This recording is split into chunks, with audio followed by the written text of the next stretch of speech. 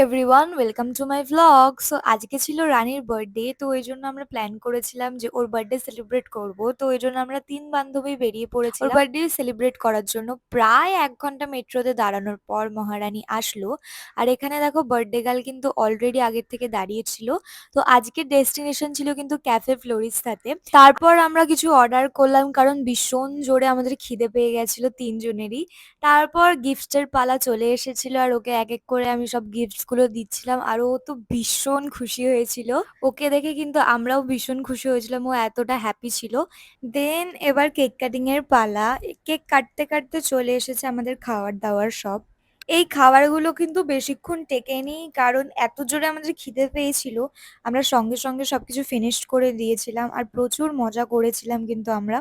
অনেক photo click করলাম, video click করলাম, অনেক গসিপ করলাম, অনেক আড্ডা দিচ্ছিলাম খেতে খেতে, খুবই মজা হয়েছিল। তো ভিডিওটা কিন্তু এখানেই শেষ করছি, দেখা হচ্ছে নেক্সট ভিডিওতে। বাই।